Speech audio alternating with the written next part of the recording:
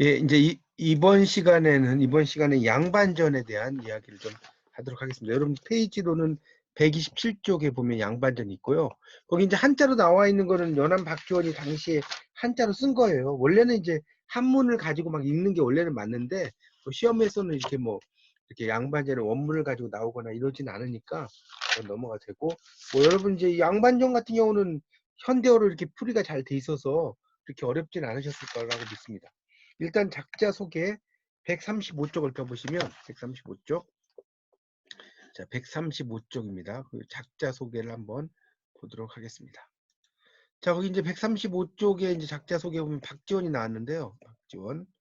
자, 이 박지원은 이제 조선 후기의 문인이고 학자고요. 뭐 중리는 몰라도 연암은 지명 이름입니다. 이 연암이 지명이에요, 지명. 연암 박지원 할 때 이게 지명을 쓰는 경우가 상당히 많아요. 거기에다가 지명을 이렇게 쓰는 경우가 상당히 많거든요. 그래서 연암 박지원에서 그 연암이라고 하는 것은 지명이다라고 이해하시면 될 것 같습니다. 아시겠죠? 지금 135페이지를 펴보시면 됩니다. 자, 연암 박지원에 대한 이야기를 하는데, 조선 후기에 그래서 이제 연암이고요. 하여튼 아버지를 어려서 여의고 16세 뭐 글을 배웠다고 나왔죠. 상당히 늦게 배운 거죠. 20대에 뛰어난 문제라는 것은 문학적인 재능이라는 뜻이에요. 문학적인 재능을 보였다는 거예요.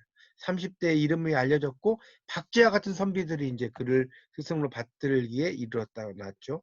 그리고 양반이었지만 낙척부르했다는, 그러니까 아주 가난했다는 소리예요.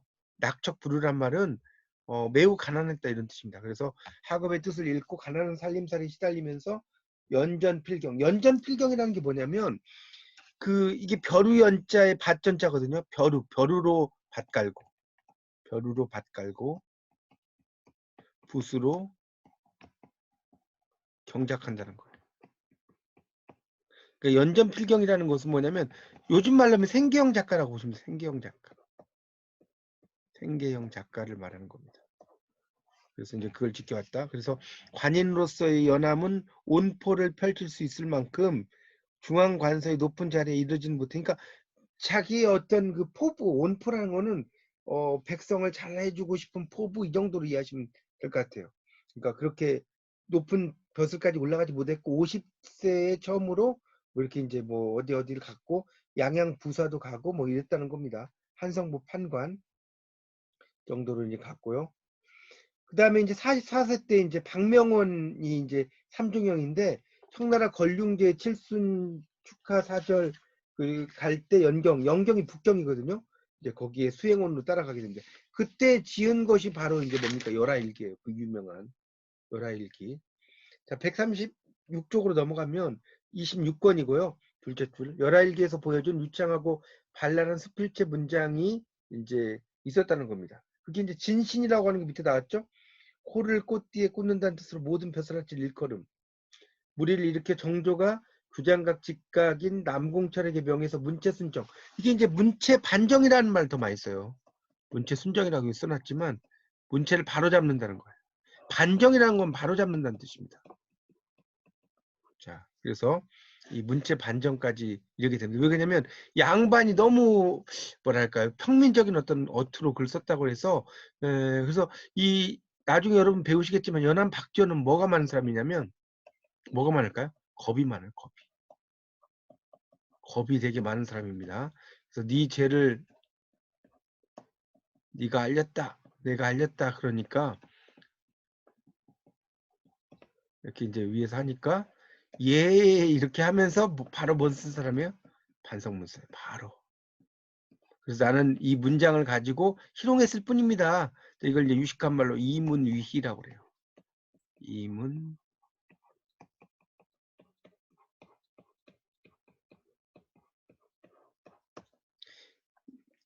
우리가 한자에서 EAWB 하면 A로서 B를 삼다. A로서 B를 삼다. 문장으로서 A로서 B 삼다. 희롱거리를 삼다. 이런 뜻이거든요. 자, 그렇게 이야기한 사람이죠. 그래서 이제 그의 소설 작품 열하일기의 권 10, 옥가야화에 수록되어 있는 허생전 연암집의 방공가게 실려 있는 양반전, 열하일기 중 관내정사에 실린 호질, 그다음에 반경과계전에 수록된 이런 작품들이 있다. 이게 이제 시험에 되게 잘 나옵니다. 어떻게 잘 나오냐면, 자, 이거는 여러분이 꼭 알아두셔야 되는데, 다음 중 밑에 객관식 1번 볼까요? 객관식 1번. 박지원의 작품 중 연암집의 반경과계전에 수록된 작품이 아닌 것은 마장전, 예덕선생전, 광문자전 이렇게 나왔죠. 그 다음에 호질 이렇게 나왔는데, 이거는 이제 공부하기가 쉬운 게, 전자 돌림이에요. 여기 보면 반경과계전, 마장전, 예덕선생전, 민홍전 이렇게 나오잖아요. 그러니까 그 반경과계전의 전에 동그라미 쳐봐요. 전. 그러면 마장전의 전, 예덕선생전의 전, 광문자전의 전 다 전자 돌림이죠. 근데 호질만 전자 돌림이 아니잖아요. 호질은 어디 나오냐? 위에 나오죠. 관내정사에 나와. 두 번째 단락의 셋째 줄에 관내정사라고 나왔죠. 거기 나오기 때문에 답은 4번이 되겠습니다. 그 다음에 2번은 미리 해보면 양반전에 나타난 작가의 문학과는 바로 법고창신이에요. 법고창신. 옛 것을 본받아서 새 것을 창조한다. 이때 이제 법은요, 무슨 법 이런 물권법 이게 아니라 본받는다는 뜻이 본받다. 옛 것을 본받아서 새 것을, 요 창자는 이 창자가 똑같아. 이 창자 여러분이 들어보셨을 텐데 요 창자가 똑같습니다. 이 창자는 새로운 것을 창조한다는 거고, 선적인 불교적이라고 생각하시면 돼요. 생각. 현실 정치에 대한 비판, 제도설. 도를 실어 나른다는 거예요. 제도라는 게. 도를 실어 나른다. 이런 건데 여기서는 법고창신이라고 볼 수가 있겠습니다. 자, 그런 내용이 이제 되겠죠. 그래서 이 연암, 이제 조금 더 필기를 좀 하고 본문을 들어가도록 하겠습니다. 연암에서는 이제 여러분 또 좀 꼭 알아두셔야 될 게 몇 가지가 있어요. 연암에서 좀 이제 그걸 하고 이제 넘어가겠습니다. 하여튼 중간중간에 여러분이 적어주세요. 연암 박지원은 일단 북학론이죠. 중상주의. 자, 이런 것을 주장한 실학자이자 소설가예요. 자, 북이라는 것은 뭐냐면 북학, 뭘까요? 청나라. 자, 중상이라는 건 상업을 중시한다는 거죠. 상업을 중시한다. 중시한다는 것을 이야기한다는 거예요. 그리고 이제 열하일기는 이제 아까 이야기했죠. 26권으로 되어 있는 그런 책입니다. 자, 그래서 이제 박지원은 당연히 실학자죠. 실학사상 이런 걸 많이 이야기를 하는데 사회개혁론이잖아요. 거기에 실학사상 두 가지가 있는 거예요. 뭐냐면 경세치용학파가 있어요. 필기하세요. 경세치용학파는 땅을 가지고 이야기하는 거죠. 중농학파. 농업을 중시한다는 거예요. 경세치용, 그러니까 토지개혁이죠. 토지개혁. 이 토지개혁을 통해서 민생을 안정시키고 부국강병. 자, 이런 것을 이야기하는 것이고, 그 다음에 이제 또 뭐냐면 이용후생학파죠. 자, 이용후생학파 아까 뭐라고 했어요? 중상학파. 자, 중상학파는 청나라를 본따는 거죠? 그러니까 뭐예요? 북학파죠. 북학파. 같은 말입니다. 그래서 이거는 이제 그 이용후생학파 같은 경우는 공업을 발전시키는 거예요. 공업을 발달시켜서 부국강병. 이용후생. 백성의 삶을 두텁게 하는 거죠. 그래서 그 경세치용 같은 그런 것을 주장한 사람이 유영원이나 토지제도 정약용이나 이익이에요. 정약용, 이익. 이런 사람들이 이제 경세치용이고, 이용후생학파 같은 사람들은 이제 박지원, 박제가, 홍대용. 이런 사람들이 이용후생학파다. 그걸 좀 필기를 해주세요. 상당히 중요한 것이고, 네, 일단 그걸 좀 적어 두시면 좋겠습니다. 그게 상당히 중요하다. 자, 필기하시고 넘어가겠습니다. 자, 그 다음에 이제 그 열하일기에 대해서도 아까 조금 설명드렸죠. 열하일기 같은 경우는 연암 박지원의 열하일기는 1780년이에요. 이때 이제 박지원이 권륭제의 칠순 축하하기 위해서 간 이제 외교 사절단이죠. 그다음에 이제 참가를 해가지고 이제 실상을 적어놓은 글이다 이렇게 보시면 될 것 같습니다. 그 다음에 이제 그런 것들이 있고요. 또 이 당시에는 이제 화이론이라는 게 또 있어요. 화이론. 중요한 이게 화이론인데 이 화이론은 중국을 존중하는 거예요. 중국을 존중하고 오랑캐를 물리친다. 오랑캐를 물리친다. 이게 화이거든요. 그래서 이제 약간 이제 뭐 그러니까 조선 시대의 성리학적 명분론이죠. 여기에 이제 의한 대정책이라고 볼 수가 있습니다. 그렇게 이제 볼 수가 있어요. 근데 이제 이 당시에 집권 세력이 정치를 잘 못한 게 뭐냐? 집권 세력의 실정이라고 하는데 실정. 이를 실자의 정치 잘 못한 게 첫 번째는 청나라를 배척했다는 거예요. 청나라를 배척했다는 건 뭐예요? 그 문물의 그 수입 통로를 차단했다. 청나라로부터 이제 이렇게 와야 되는데 이런 것이고, 그다음 두 번째는 그 명분론에 입각한 북벌이죠.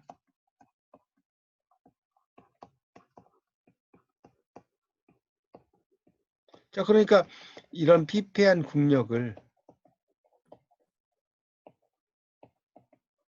도탄에 빠지게 하는 거예요. 도탄에. 자, 이렇게 볼 수가 있겠죠. 그게 이제 명분론에 입각한 북벌이다라고 볼 수가 있겠습니다. 뭐 그런 정도가 이제 좀 중요하다는 것을 알 수가 있습니다. 뭐 나머지는 뭐 넘어가 되고, 여기서 이제 연암소설의 인물 유형을 좀 설명을 하고 이제 양반전으로 넘어가겠습니다. 연암소설의 인물 유형도 좀 알아야 되니까. 자, 이 연암박지원은 이제 소설의 인물 유형이 있어요. 이건 상당히 중요하니까 좀 알아두세요. 연암소설의 인물 유형.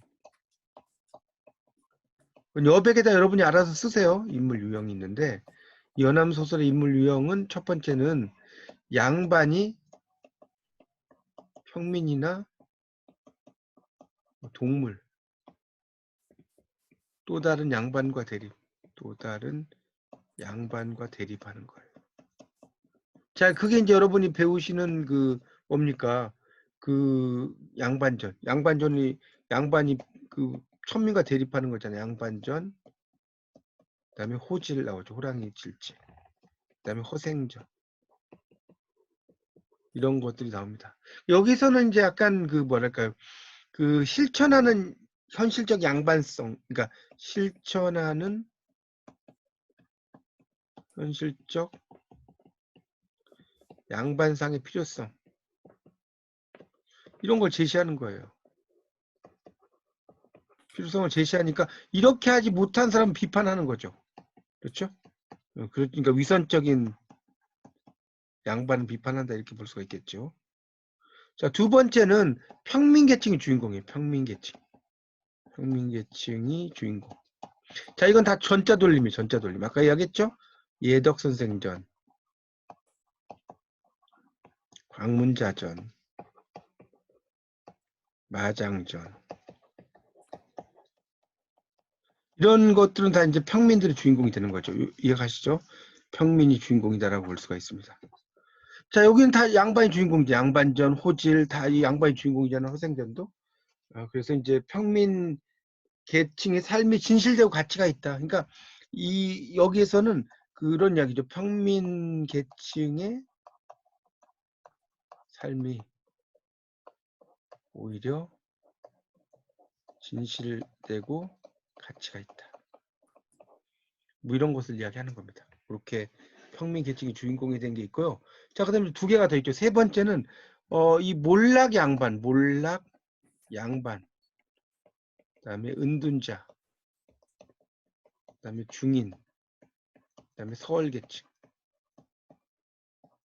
주인공이에요. 여기도 다 전자 돌림입니다. 자, 그래서 나오는 게 뭐냐면 그런 게 주인공이 민홍전, 그다음에 김신선전, 그다음에 우상전이죠. 그러니까 여기에서는 이제 어떤 그 능력 있는 인재가 제대로 쓰이지 못한 현실을 아까 유죄론이라고 그랬잖아요. 재주가 있어도 이걸 비판하는 거죠. 그다음에 인재동용의 모순 이런 것들을 이제 이런 것도 비판하는 거죠. 볼 수 있겠죠. 다 이런 것이고 이제 마지막으로는 네 번째는 중인계층의 여성. 여성이 주인공이죠. 자, 그게 바로 이제 연려 함양 박씨전이에요. 이 연려 함양 박씨전 연려인 함양의 박씨가 너무 혼자 있으니까 외롭고 막 이러니까 이제 엽전을 던지는 거예요. 엽전을 던지는 거예요. 요즘 동전이죠. 요즘 말로 500원짜리 동전이라고 생각해요. 학이 나오는 이런 동전을 던지는데 하도 많이 던져가지고 이 앞면이 다 없어져 버린 거예요. 이 앞면이 없을 정도면 얼마나 많이 던졌겠어요. 그러니까 여기서 이제 이야기하는 건 재혼을 금지하고 수절 이런 것에 대해서 비판하는 거예요. 비판하는 거예요. 이거 하라는 게 아니라 이렇게 하지 마라. 그래서 이제 만민평등 이런 것을 제기했다. 이렇게 볼 수가 있겠습니다. 그래서 연암 박지원의 이런 소설의 특징들은 상당히 다양한 형태로 되어 있다는 것을 좀 여러분이 염두에 두시면 좋겠습니다. 그게 이제 상당히 중요한 특징이다. 이렇게 보시면 되겠습니다. 됐죠? 여기까지. 자, 그래서 이제 이 연암 박지원의 이런 이 양반전은 그런 뭐랄까요? 양반의 비인간적인 스타일, 양반의 비인간적인 스타일. 이것을 희화적으로 희화화한다는 거예요. 웃기게 표현한다는 거죠. 그 다음에 양반의 위선적인 가면을 폭로해요. 그리고 봉건계급 타파 주장을 하고요. 자, 봉건계급의 타파를 주장한다는 거 또 알아두시면 좋겠습니다. 그런 양반의 그런 봉건계급의 타파를 주장한다. 그 다음에 이제 관료사회의 부정 뭐 이런 것도 이제 관료사회가 부정이 있겠죠. 관료사회의 부정과 몰락 양반의 비참한 모습. 자, 이것을 익살스러운 표현으로 이제 묘사한다는 거. 이런 것들이 상당히 재밌는 표현이죠. 자, 그러면 이제 한번 보겠습니다. 여러분 133쪽에 작품 해설이 나옵니다. 쭉 읽어보겠습니다. 자, 거기 이제 보면 133쪽을 펴보세요. 자, 거기 이제 보시면 양반전은 연암집의 반경가계전에 실린 7편의 전 가운데 하나다. 그래서 호질할 때 질은 꾸짖을 질자입니다. 꾸짖을 질자, 호랑이 질책이란 뜻이에요. 자, 그다음 허생전과 더불어 많이 언급됐다. 양반전의 그 다음 단락 그걸 살펴보기 전에는 사상에 대해서 좀 알아라. 이거 아까 설명드렸죠? 실학. 그리고 거기에 보면 이제 실학인데 쭉 내려가다 보면 경세치용과 이용후생 실사구시 이게 나온다고 그랬죠? 그러니까 경세치용이라고 하는 것이 중농학파라고 써요. 중농학파. 그다음에 이용후생 요게 중상학파, 북학파가 있고요. 그다음에 실사구시 학파라는 게 또 있어요. 실사구시 학파도 있는데 뭐 이거는 뭐 여러분이 잘 몰라도 됩니다. 그냥 중농학파, 중상학파가 메인이기 때문에. 자, 그런 것들이 있었고요. 그 다음 단락에 가면 이제 성리학을 완전히 부정하는 건 아니었다는 거. 성리학도 중요하다라는 거고요. 좀 내려가다 보면 법고창신 나오죠? 법고창신. 이 법고창신이 원래 이제 온고지신이라고 하는 논어에 나오는 말이에요. 옛 것을 익혀서 새 것을 안다.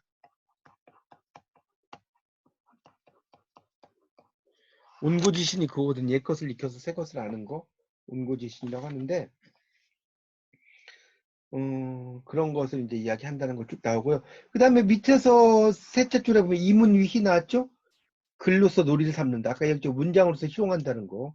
그래서 이제 그 글을 통해서 양반을 비판하는 거예요. 이문위희. 자, 넘겨보세요.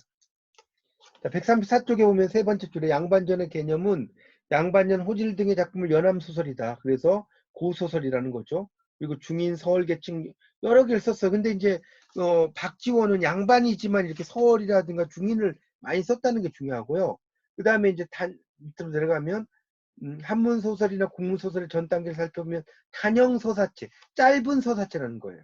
전개적 형태와 단순 형태, 전개적 형태는 사전, 역사적인 이야기라는 뜻입니다. 사전이라는 게. 단순 형태는 일화, 민담 이런 것들이 있다. 자, 사전은 현실 세계나 사실에 특별히 관련된 역사나 전기의 서술 형태고 중국 사마천의 사기 열전에서 영향을 받은 형태다 이렇게 나오고 있습니다. 자, 그 다음 단락에 보면 김지습의 금오신화나 건필의 주생전, 운영전은 전기에서 발전된 한문소설이고 연암의 양반전은 사전과 일화와 해학의 성공적인 문학사로서 이루어진 한문소설이다. 맞죠? 금오신화, 주생전 이런 거 다 전기에서 발생했다고 했잖아요. 기이한 이야기. 그 다음에 양반전은 기이한 이야기까지는 아니잖아요. 그러니까 일화, 해학 이런 거죠. 자, 양반전은 소설 구조. 자, 여기서 시험에 또 잘 나오는 걸 알려드릴게요. 이 양반전에서 이제 시험에 또 잘 나오는 게 뭐냐면 기승전결이 이렇게 있어요. 자, 어떤 이러이러한 내용은 어디에 속하느냐? 1, 기, 2, 승, 3, 전, 4, 결. 이거 아주 단골 문제입니다. 잘 보세요. 그래서 거기 기에다 동그라미 치세요. 기. 자, 기 부분은 글 읽는 것만 알고 끼니를 이어가던 방도를 전혀 모르는 정성고울의 한 양반이 한 곡을 타다 먹은 게 천석이 이뤄요. 갚을 수가 없는 거죠. 그래서 이제 가져다 갚는다는 거예요. 천한 부자가. 자, 승 동그라미. 군수가 개입해서 산업공상의 모든 사람을 모아놓고 양반의 조건을 명시한 공문서를 작성하는 거예요. 자, 전 동그라미. 형식과 구속에 얽매이는 양반의 규율을 전해들은 천부, 천한 부자라는 뜻입니다. 더 좋은 조건을 삽입해달라는 말을 하는데 새로 집어넣은 내용이 상민들에게 물건과 노역을 탈취하고 무단을 행하는 전행적인 양반의 모습. 고개를 흔들어요. 자, 결동을 하면 천부가 양반 사는 걸 포기하고 양반의 일을 입에 담지 않았다. 그래서 이 소설에서는 4명의 인물, 가난한 양반, 부자인 천민, 고래 군수, 양반의 아내가 등장해요. 자, 소설은 주인공과 부차적 인물, 적대자 사이에 대립이 있어요. 자, 이건 여러분이 희곡에서 공부하시겠지만 우리가 주인공을 뭐라고 하냐면 프로타고니스트라고 그래요. 프로타고니스트. 자, 주인공의 반대 인물을 안타고니스트. 이걸 이제 우리가 주동 인물과 나중에 희곡론에서 배우실 거예요. 반동 인물이라고 합니다. 자, 이런 인물이 있어야 재미가 있죠. 반드시. 그래서 이제 분위기, 그러니까 소설은 그렇다는, 양반전도 그렇다는 거예요. 이 소설에서는 누구를 주인공으로 볼 것인가 문제. 양반일 것인가, 천민일 것인가. 이게 쉽지 않다는 거예요. 제목을 보면 양반이겠죠. 근데 주인공으로 보는 것이 당연한 듯이 보이는데, 내면을 들여다보면 오른쪽 보세요. 양반 하는 일 역할이 별로 없어요. 오히려 이 소설에서 행동을 하고 스토리를 이어나가는 것은 첨부라는 거예요. 이렇게 주인공의 선택이 어려운 것은 풍자적인 수법이라는 거예요. 허위에 전도된, 뒤바뀐 가치를 부각시킨다는 거죠. 자, 그렇냐 이거요. 그 다음 마지막 단락. 이 소설은 양반의 권위와 상민의 신분 상승 욕구를 충돌시켜서 갈등을 고조시키는데 신선인 줄 알았던 양반이 도적에 지나지 않는다는 실추된 양반의 참모습을 보여준다는 거예요. 자, 그래서 마지막 단락. 이 소설의 주제는 무능하고 비선적인 양반에 대한 풍자. 여기 밑줄 치세요. 양반의 타락, 부패상에 대한 비판이다. 이렇게 나오고 있습니다. 그래서 그 당대의 어떤 양반에 대한 그런 것을 상당히 비판하죠. 그러니까 양반이 양반을 비판하는 거예요. 그러니까 이 양반들에게 상당히 비판을 받는 거라고 볼 수가 있겠죠. 그런 내용이 있습니다. 거기서 이제 조금 하나 설명을 하고 싶은 것은 이제 일화하고 이제 해학이 나오는데 일화, 해학이 아까 이야기했었죠. 일화는 이제 특정한 개인 혹은 사건과 관련된 짧은 서사체. 이걸 이야기하는 것이고 해학 같은 경우는 뭐냐면 사교적 사회권, 사회권에 작용하는 이제 비문학이죠, 비문학. 그래서 이제 이런 것으로 이제 유쾌한 그런 그 이야기라고 보시면 되겠죠. 이런 형태들이 이제 많이 등장을 하게 된다는 것을 알아두시면 좋겠습니다. 그래서 아까 법고창신과 이문위희라는 말은 설명을 또 드렸습니다. 설명을 좀 드렸고요. 그래서 이제 이 연암 박지원은 그 어떤 방언과 비속어 이런 걸 많이 썼다는 거예요. 방언과 사투리라는 소리예요. 방언, 비속어의 과감한 채용, 문체상 혁신 이런 것을 통해서 이제 글을 쓰게 됐다는 것을 알 수가 있겠고, 예, 그런 정도로 이해하시면 될 것 같습니다. 또 좀 이야기할 게 있네. 이 연암 박지원에 대한 이야기는 할 게 상당히 많아요. 그래서 이제 이 연암 소설 속 인물들을 좀 설명을 해야 되는데,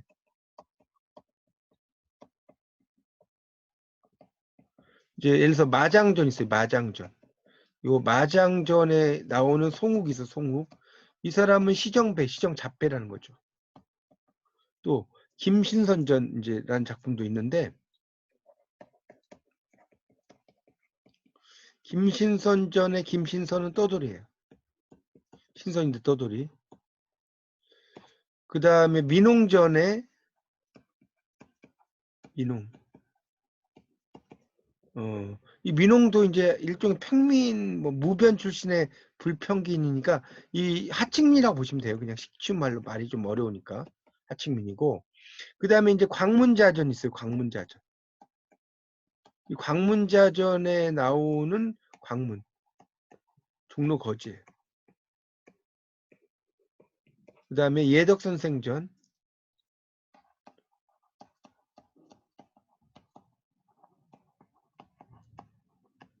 나오는 엄행수는 천인엽. 그러니까 아주 천한 사람이란 소리예요. 또 우상전의 우상.